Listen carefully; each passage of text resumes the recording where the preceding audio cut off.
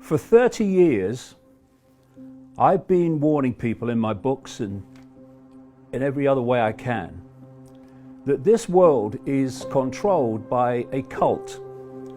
It's a cult that has no borders. It operates in all the, at least major countries, and in fact, all the countries in the end, and particular in those countries that dictate the direction of the world. So what have I said in this 30 years that this cult wants? I've said, and I've said it in the chats we've had before, it wants to create a beyond Orwellian global state in which a tiny few people dictate to everyone else. I've referred to this as the Hunger Games society. And this Hunger Games society is not classic fascism, it's not classic communism, although the outcome in terms of tyranny is the same. It is a technocracy. A technocracy is defined as a society that is controlled by bureaucrats, experts, scientists, engineers, technocrats. And the ability of that situation to happen is through smart technology and AI. The idea is that everything will be connected to AI. This is what the Internet of Things is all about. And if you listen to the crazies in Silicon Valley, they're telling you that in the period around 2030, a year that keeps coming up from all directions, we will have a situation where the human brain will start to be connected to AI. And thus, whoever controls AI will be connecting and driving the perceptions of humanity. And that can be done from a central point through this smart grid, global smart grid. So that's the structure that they want.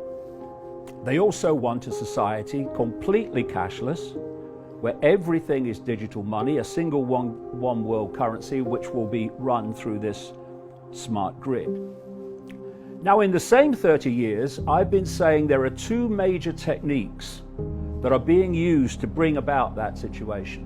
One, I've called since the 1990s problem, reaction, solution, where you covertly create a problem, you use the unquestioning, pathetic mainstream media to tell the public the version of the problem you want them to believe. And you're looking at stage two, the reaction, for fear, that's the currency of control, outrage, whatever the problem is, and either a demand from the public that something must be done, or at least an acceptance from the public that things need to change because of the problem. And at that point, those who've created the problem got that reaction openly in changes in society, offer the solutions to the problems they have themselves covertly created. And those changes, step by step, take us further and further to that Hunger Games society. There's another version, which I call no problem reaction solution, where you don't need a real problem, you just need the perception of one, weapons of mass destruction in Iraq, and you still have the ability to provide your society-changing solution. The stablemate of problem reaction solution is what I call the totalitarian tiptoe, where you start at A and you know you're going to Z, but you know if you go in too big a leap, people will look up from the game show and the latest Simon Cowell and say, what's going on, because the change is so great.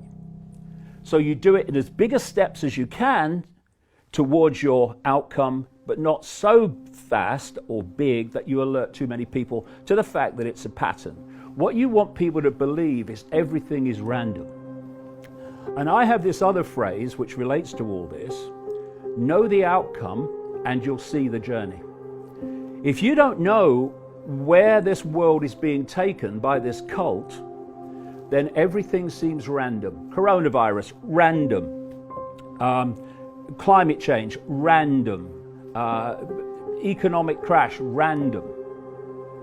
But when you know where we're being taken, you know the outcome, this Hunger Games structure society, now the apparently random events become clear stepping stones to that outcome. Now, let's take all of that and apply it to the coronavirus and what's happening now, and let people decide for themselves if they think that the fact that the coronavirus hysteria ticks every single box of that outcome, that goal, whether that's a coincidence. I absolutely do not believe that it is. And you mentioned that you don't think that it was a created virus, but the fact is, whether it was or whether it wasn't doesn't matter to the fact that once you roll this out, it takes on a momentum of its own. I agree with that. And therefore, what is unfolding was desperately predictable. And in fact, we'll get into this as we chat, two massive 1% organizations, one in fact 6 weeks before this virus came to light in China, were playing out scenarios and simulations based on exactly this scenario that's unfolding now. And what they said would happen is exactly what is happening, down to the fine detail. Okay, but the coronavirus is real and it is dangerous. You do believe that? Well, not as a black and white, no. Okay, but it is real? Obviously, there is a strain of this coronavirus, because there are many coronaviruses, which appears to be different. But if you look in terms of the danger is to a certain section of society. Do you know, mainstream doctors, I watched an interview with one in America only 2 or 3 days ago, and they're saying, well, just to put it into context, 80% of people that are diagnosed with coronavirus have, and this is his quote, very mild symptoms. The ones that are in danger, and by the way, in danger from any virus, including the classic flu, are those that have compromised immune systems. And they are old people, elderly people, and they are people with what is termed pre-existing health problems. Why? The pre-existing health problems are putting so much pressure on the immune system, it's already weak when it's hit with this. This is why someone like that will have potentially a serious situation, and someone with an immune system in working order of any level will just swat it away. And another point, have we not learned yet to take what the authorities tell us with a pinch of salt until it's proved otherwise? Do you know, there was a lady called Dr. Deborah Blix. She's the White House coronavirus coordinator. She said in a press conference 2 days ago that 96% plus of those who have been tested for coronavirus in South Korea were negative. And she said, and our testing results in America show about the same. And so when you are in a massive way, you are diagnosing on the basis of symptoms. How the hell do you know they've got this coronavirus strain and not something else? Me and my son Gareth, well before Christmas, both went down with very, very rarely ill. That's why we remember it. We both went down with this illness, and now as I read the symptoms of this coronavirus strain, we had word for word, point by point, every single symptom. And that means one of two things. It means either this coronavirus strain was going around in Britain then, before it had even emerged out of China, or, far more likely, we got something else with exactly the same symptoms.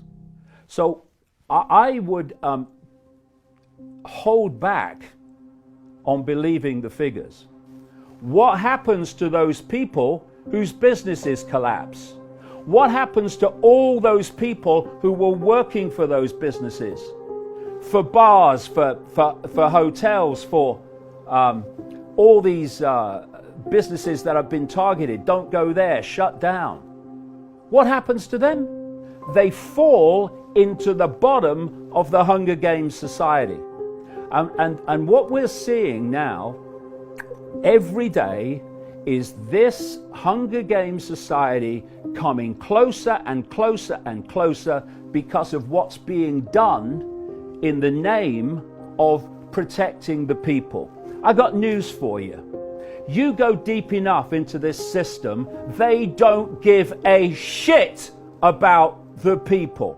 We are being asked to believe now that this system cares about old people. We must protect the old people. We must destroy the world economy to protect the old people. Oh, these would be the old people, would they, that have paid in their entire life through taxation and other means, and at the end, in their final years, they get handed a pittance of a pension, which gives them the choice between being warm or being hungry. And what does that do? When people are going without essential things because the system doesn't care, and they're having to buy shite food because that's all they can afford. They can't have nutrients to boost their immune systems because they can't afford them, and the mainstream everything's not telling them they need them anyway. And at the same time, they're breathing in shit air, drinking toxic water and other drinks, being deluged with sugar, which has a phenomenally destructive impact on the immune system.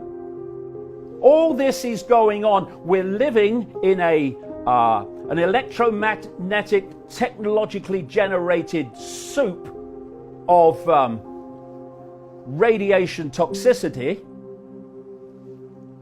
And this system has allowed that to happen, has allowed corporations to do that. And now, having done all that, that's devastated the lives and the immune systems of old people, we are being asked to believe that the system cares about the health of the elderly. It doesn't give a shit. And I'm not talking about the nurses. I'm not talking about the doctors. I'm talking about that at the core which is driving this. And the idea that all these things are being done to protect the elderly, they don't give a shit about the elderly. The elderly are an excuse to impose the very society that I'm talking about. Now, if you look at when these things happen and great Orwellian, draconian things are put in place. Oh, we've got to do this because of the problem. Well, the problem eventually passes. This virus will eventually flatten out. But what you see every time, 9/11's a classic, they'll roll back some of it, but not nearly roll back to where it was before. The whole thing's moved on, closer to the Hunger Games society. Another thing you're going to see, oh, and by the way, I mentioned that a great goal of this, and I've been saying this, when did I first write this? About 1993. They want a cashless society, a digital cashless society, one world currency, which has phenomenal implications for freedom. They want rid of cash. And when I said that, there was lots of cash in circulation. People going, end of cash? Now look at it. And you know, what was it this guy Tedros the head of the World Health Organization, a man I wouldn't trust to tell me the time in a room full of clocks, by the way. He said, don't touch cash. Use cards because the virus can pass on through cash. I've come up here today for this chat 3 times in places that are always cash. I had cash turned down. No, we're only taking cards. And when this runs on, they're going to be justifying a cashless society on the basis of that you can pass viruses on through it.